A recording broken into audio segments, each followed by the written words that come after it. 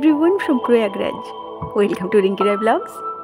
আগের ভিডিওতে আপনারা দেখেছেন কলকাতা থেকে আমি প্রয়াগরাজে এসে পৌঁছেছি এবং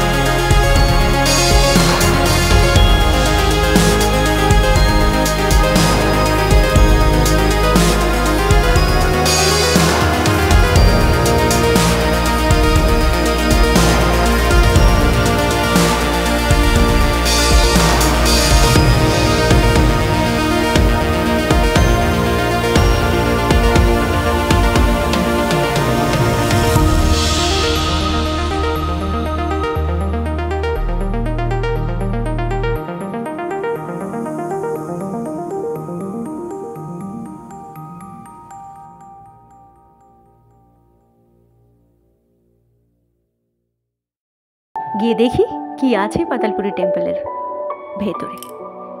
বিশাল এরিয়া, অনেকটাই টাইম যাবে।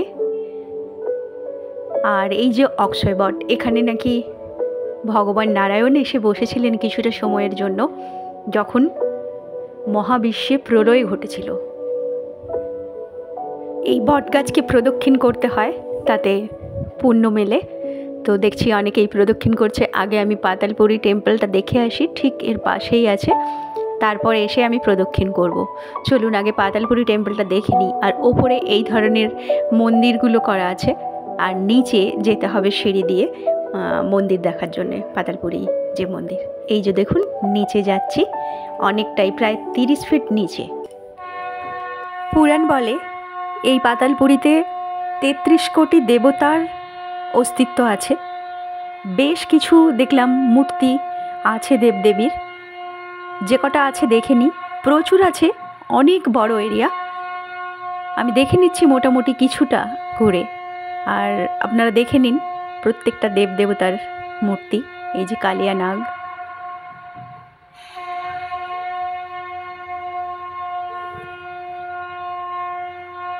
তেত্রিশ কোটি দেবদেবতার নাম কি আমি বলতে পারবো? পুরো পাতালপুরি টেম্পল আমি দেখাচ্ছি, আপনারাই চিনে নিন এবং দেখে নিন কোন কোন দেবদেবী এখানে আছে।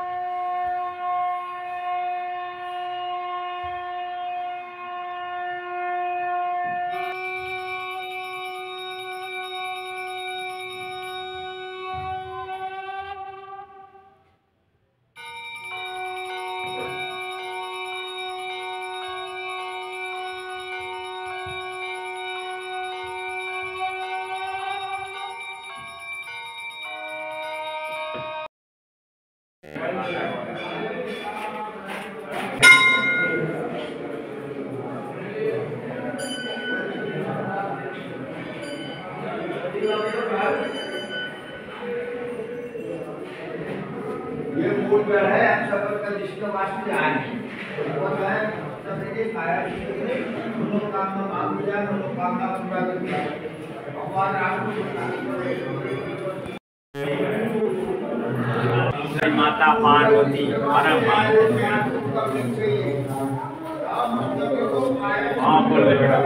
भगवान की माता रानी की বেরিয়ে এসেছি পাতালপুরি টেম্পল থেকে। ওপরে এবারে অক্ষয়বটকে প্রদক্ষিণ করব। আর এখানে আছে মার্কেন্ডীয় ঋষির উপস্থিতি। মার্কেন্ডীয় পুরাণে মার্কেন্ডীয় ঋষির কথা আপনারা অনেকেই জানেন।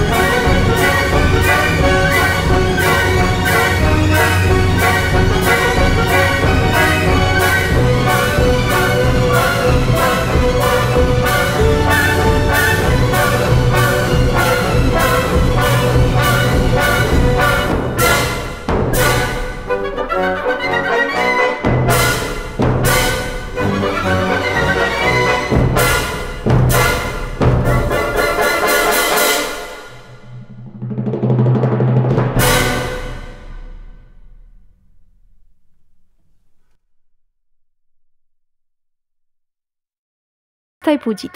পুরাণ বলছে ভগবান রামচন্দ্র যখন মাতা সীতা ও লক্ষ্মণকে নিয়ে রাবণ বধ করে ভরদ্বাজ আশ্রমে ফিরছিলেন, তখন এই ত্রিবেণী সঙ্গমে স্নান করে ভরদ্বাজ আশ্রমের দিকে যাচ্ছিলেন। আর তখন পবনপুত্র হনুমান এতটাই ক্লান্ত হয়ে গেছিলেন, তিনি এই স্থানে শুয়ে পড়েছিলেন।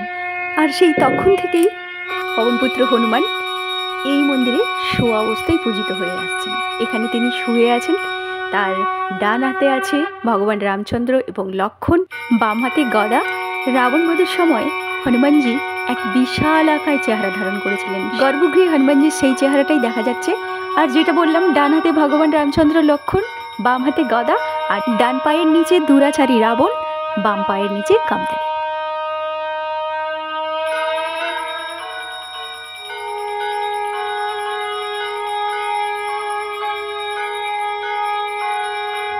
চলুন দেখে নিলাম লেটেই হনুমান মন্দির। বলা হয় সঙ্গমে স্নান করে এই মন্দির দর্শন না করলে স্নানের পুণ্য অর্জন করা যায় না। সে যাই হোক, এবার চলুন দেখে নিই পুরো এরিয়া কতটা জায়গা জুড়ে সঙ্গমের মেলা বসেছে। প্রায় মনে হচ্ছে কলকাতা শহর হয়ে যাবে, এত বড় ভাস্ট এরিয়া। ওর ভেতর দিয়ে টোটোতে করে যাচ্ছি, আর আমি কিছুটা দেখে নিয়ে স্টেশনের দিকে যাচ্ছি। চলুন যাওয়া যাক।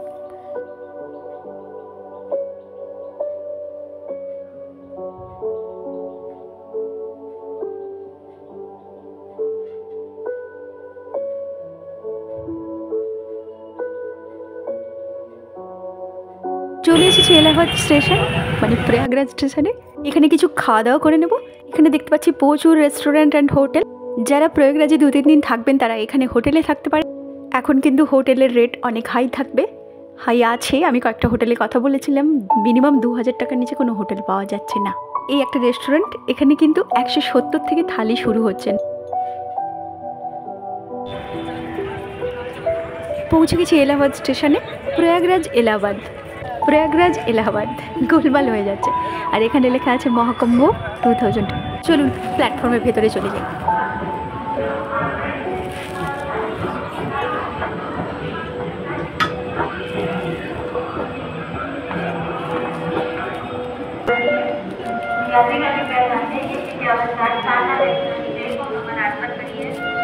ব্রেড পকোড়া খেয়ে নিচ্ছি এখন। ট্রেন লেট, খিদে পেয়ে গেছে। ট্রেন 5 ঘন্টা লেট, 3:40-এ আসার কথা, ট্রেন আসছে 7টায়। তো এই হচ্ছে নাইট প্রয়াগরাজ স্টেশন। আর কিছুক্ষণের মধ্যে প্ল্যাটফর্মে ট্রেন লাগিয়ে দেবে। চলুন ওয়েট করি। বসে পড়েছি ট্রেনে। ট্রেন ছুটছে হাওড়া স্টেশন, কলকাতা। আর আমি ফিরছি বাড়ি। চলুন